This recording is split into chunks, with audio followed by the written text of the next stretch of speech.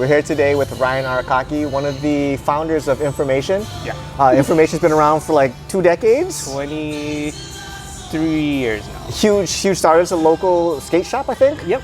Local skate shop, now worldwide brand. Yeah. So we're just here to pick your brain today, hear about your journey through Jiu-Jitsu and life, and maybe hear some cool stuff about the company too. Cool. Let's just start the interview with, tell me about how you started Jiu-Jitsu and kind of the journey into how you got to today. Okay, so it's actually one of my coworkers, Ralph. We always talked about it, and one day he bought me a gi. And he said, we should go train, and I was like, oh, I'll be into it. And he literally bought me a gi, and he was like, here you go. Here you go, try this out. Go train, now you have no excuse. Okay. So it was kind of intimidating. I know he went to Mad Tiger first. Okay. I started off with Central Wahoo Jiu-Jitsu with Ryan and Noel. Yeah. Because I knew them. I knew Ryan and Noel for a long time. Okay. Just from like super cool. Yeah, super cool. We would party with the when they used to play at Unit 101. Punk rock bands. So I felt comfortable going there. So I started off over there. I stayed there for about maybe a year or so. What year was this? Ooh, I think 2016, 2017, around there. Okay. And then after that, Ralph goes, hey, come just check out Mad Tiger for the minute. They were still in Milani. Yep. Okay. And then once I went there, I started like just a lot more people I knew, and I just had a lot of fun over there. So I just went over there. So yeah, it was super fun. I wanted to start competing a little bit too. Okay. Yeah. So that's, I think. So you were competing in, was it 2018, 19? Yep. I think I first Naga was like 2017, 18. Okay. Yeah. Okay. How'd that go? I had fun. I actually won. Yeah. Congratulations. That's so fun. Yeah. And I was like, oh, this is actually kind of. No, very little technique, but it was super fun. So yeah. So you were early 40s when you started Jiu-Jitsu? About 42. 42. Yeah. So your friends like, let's just go try this, and you're like, let's just go try it. Yeah. And so I had a ton of friends that I noticed like would always tell me to train. So my friends that did like BMX guys, car guys, skaters, they're all. One of my good friends, Rob, was a pro skateboarder, and he just quit skating, and all of a sudden he was just training. So I was just like, I don't understand. Like, skating is our life. Like, that's how we all grew up. So I was like, I don't get it. You just quit skateboarding and started training Jiu-Jitsu. And then my other friend, Justin, same thing. He was a sponsored skater, quit, started Jiu-Jitsu, and I'm just like, okay, that's kind of weird. Wow. So once I seen that and all these other people telling me about that, I was like, oh, okay, maybe there's something interesting about it. So that kind of hooked me. And then once I had the gi, he was like, there's no excuse. You gotta go. You gotta go. Yeah. Do you see carryovers from skating to Jiu-Jitsu, things that helped you learn? Yeah, I think it's like everything to me is, like I grew up skateboarding, and when I see Jiu-Jitsu, it's almost the same parallel, as in like body movements. For me, I wasn't a good skater. I had to always like repetition, like practice, just like drilling in Jiu-Jitsu. And then even the feeling of like practice, like getting a technique, and then actually hitting in a competition or whatever, that's like getting a video part, like a little clip for skating. So it's the same kind of feel and everything. So and skating's weird because like we only see the highlight, right. But if you see the process to get that highlight, I mean, guys are out there all day practicing like one or two things, right? Just dirshing left and right, dropping that board, and all of a sudden you hit it, you're like, okay, we got it, put that on the video. Yeah. Jiu-Jitsu is kind of like that. Exactly. You're tapping 10,000 times before you get just that one perfect sound. So. And I think too, the community is like almost the same. Like in Jiu-Jitsu, like the community is like, skateboarding is still big but small. Okay. And just like Jiu-Jitsu is big, but it's still kind of small. You can still go any place in the world skating, and you can meet up a skater. You can go out, they'll show you the spots, and if you can go to another gym in another country, you can meet a Jiu-Jitsu person, and you just instantly vibe, and you have that kind of connection. And even the craziest thing is we both have our same a different language, right? Skaters have a language, Jiu-Jitsu has their own language too. So there's a lot of really cool parallels I always kind of. That's cool. Yeah. Do you think your business background helped at all with Jiu-Jitsu? No. None? I think reverse. Really? I think. Explain this. Okay, all right, I want to hear this. Jiu-Jitsu helps as in, not saying I wasn't a problem solver, but it definitely helped me categorize my brain a little bit different. Definitely helps with confidence, definitely. And then even like the stresses, I think before, whenever you have stress in work, you kind of just, I would go skate, but that's a little bit of a different release. For the Jiu-Jitsu, you have such a it's so intense and everything. Anything you think of goes out the door. So the mental part of just the stress relief definitely helped. So I think it was opposite. It had definitely, Jiu-Jitsu helped me have a better understanding in my business and like being calm in like when shit hits the fan, don't trip out. What are your options? You know, so it was reversed, I think. Yeah. That's cool. For me, Jiu-Jitsu was the network. It was people that I would never interact with. All of a sudden, I'm in the room with them and we're talking our common language. It's like, oh, what does that guy do? I don't know. Like, wait, that guy does this, that guy does that. And I always thought that was cool. With information, you guys do like some of the craziest collabs, like things that, like, how did that happen?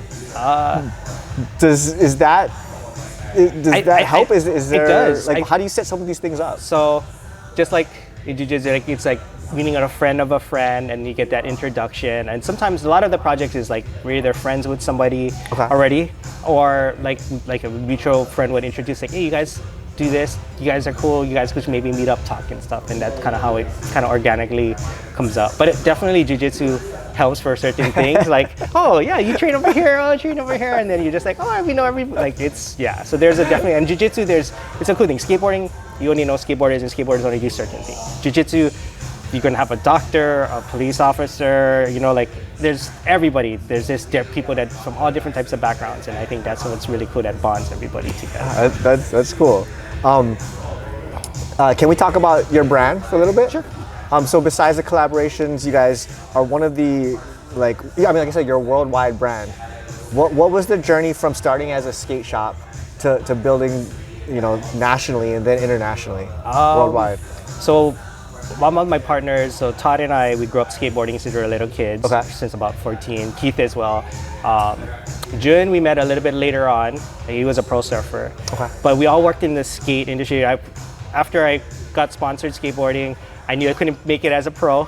I'm like, okay, well, I still want to work in this industry, so I just said, okay, I'm gonna just work in the industry. So just had a lot of jobs within the skate, surf, snowboard industry, and then utilizing that experience with my other partners, we decided to open up IN4MATION, and that was in 2002.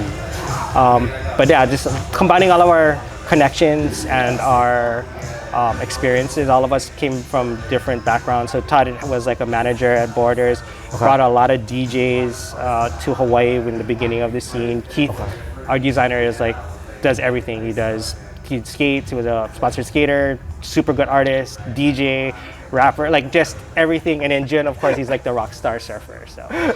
That's really cool. I'm lucky that I have strong team. Strong team. That's my brothers. It definitely helps. Yeah. You can kind of parlay that when you said like, oh, I wasn't good enough to be a pro, but I wanted to stay in the industry. Yeah. I tell guys in the Jiu-Jitsu world now, you cannot be a world champion and still make a living. You can still be in the industry. Yep.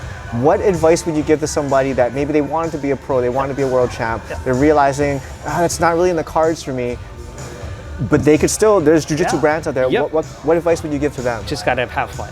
Like if you're not having fun, then what's the sense? Like you have to enjoy what you're doing, enjoy the process of doing it too, just like Jiu-Jitsu. And then like you said, not everybody can be a world champion, but if you can still have your foot in that lifestyle and that thing, you're still having fun with it. I mean, I think that's the best way to kind of grow whatever you're trying to do. If you're not having fun doing it, then why do it? Of course, you're gonna have stress and bumps in the road, but at the end of the day, if you're not having fun and like, don't do it. Yeah. That's beautiful. Yeah.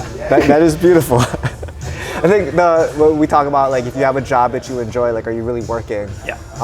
And you kind of just create it, like, oh, I'm a skater, and like the stigma is like, oh, like those guys, right? Yeah. And you're like, no, I'm gonna have a store, and I'm gonna have a brand. It didn't really. It didn't happen so much. Like I think just everything kind of led up to that, and my parents were always, they knew I was different from when I was skating. Like friends were like, he's not gonna have a 9 to 5 and work just to wear the aloha shirt and go do this stuff. And then I was like, okay, yeah. So, but they always encouraged me to like, and my dad and my mom always said, no matter what you do, love what you're doing, and it feels like you're not working. And they always push that. So I was kind of like lucky. Like they were like, no, you gotta go to school. I was shitty at school. Like all of us sucked at, well, some of us were good at school. I wasn't that good in school, so. It's good to have a supportive family. Yeah. When you see the people that come from the families where the parents are like, hey, you pursue your passion, and like we'll figure out the monetary side. It gives you that freedom to kind of go after it. That's very true. Yeah. That's great, man. Shout out to your parents. Yeah. And I'm simple. Like it's not like I need a mansion. Like some people's like, dude, you gotta have a big man. It's like, dude, as long as I have a house to live in and the car works and you know, like put food on the table, like who's my dog? I'm gonna come here and do this. And do this. Like life's good. Like I'm not a. I mean, yeah, everybody wants to be rich, but like I'm at a point in life is like, dude, I'm happy. You know? Are we gonna get an information jiu-jitsu department collab? Are we getting some products? We're working with another. We're probably gonna do another key, maybe hopefully next 2025 or 26 with our friends at AP again. Okay. So I'm really good friends with RV. Them super good dudes, and like it's always really good fun. They put out some cool stuff too. Yeah. Good guys. That's good. I can't wait for it. Definitely check it out. Yeah. What are your long-term goals in jiu-jitsu? You know what? There's a part of me that's really likes competing that feels like skateboarding when I was competing and sponsored. Okay. Because so for everyone, you're a brown belt. You've been a brown belt for multiple years. Going on 2. Going on 2 years. Okay. So he's not just some guy that does jiu-jitsu. He's good at jiu-jitsu. Still learning, dude. Like that's a long journey, right? Everybody thinks you're good until you go somewhere else. You're like, oh yeah. So yeah, it's like and that's the best thing. It's like you're always learning, no matter what. You're always learning. So. Okay, so gonna get some more competitions in at brown belt. I would love to. Yep. Okay. Yep. Locally, you're gonna go back to the mainland. You're gonna go Japan. Yep. Try to do Asia Open again. Do Worlds again. Okay. Yeah. So how did you do Asia Open last year? Yes. Or I guess this year. No, this year. Yeah. Okay. How did that go? Lost. In my brain, I wanted to win, and you know what? But it's like every time you do lose, it feels like I do come back and you learn a lot, but in the moment after you lose, of course it sucks for a little bit. Yeah. But, no matter what. But then go back, okay, fine tune, see all the little mistakes you did, and I'm like, okay, I gotta fix that. And you didn't do Worlds this year?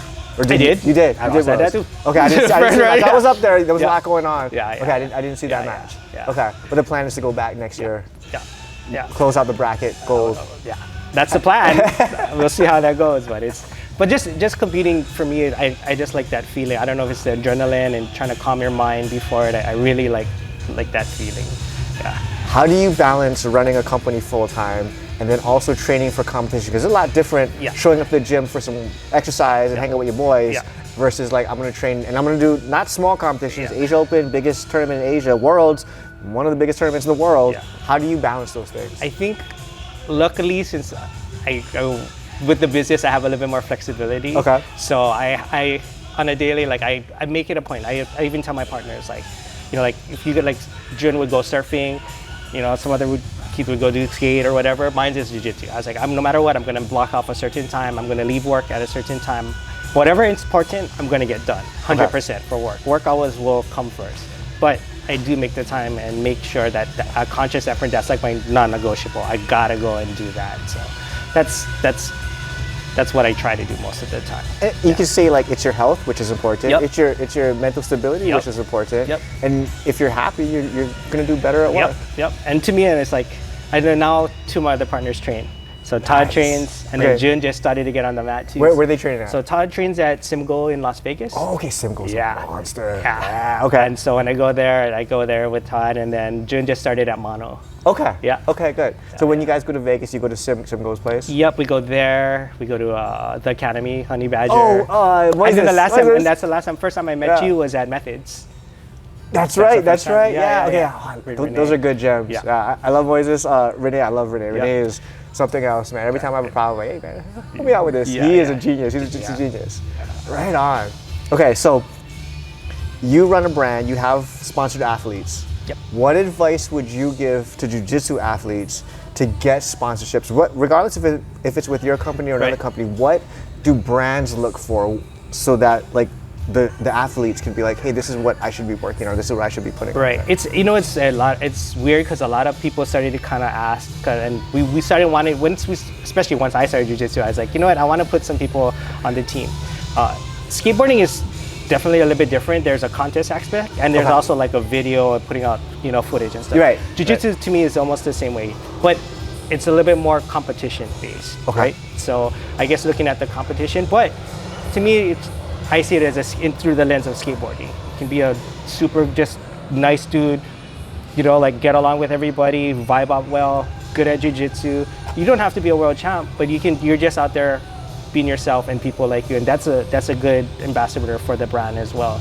And as long as you, like, same thing, is you're having fun, people can see that. Like, there's some people just chasing sponsors. The sponsors will always come to you, and that was always like, to this day, is like, I tell that to everybody, don't worry, like the sponsors will come when the time is right, no matter if you're a high level competitor or just a nice dude and you just, you know, like it'll come, because people are looking regardless. Like you'll find out and pop on someone's radar regardless. Yeah. That's awesome. That's awesome. Yeah. I don't have any more questions for you. Is there anything that you would like to talk about? No, I'm good. I'm pretty good. I just got my mind blown, like all training with you and stuff today with Pat and giving the details. So that's the best part about Jiu-Jitsu. It's never ending. You're just always learning, and then for sure. Okay, let's shout out the brand. Let's get the socials for the brand, the stores, maybe your Instagram, your social media. Cool. Information is at IN4MATION. We have a store information, Evilay in Dole Cannery, and online. Yeah.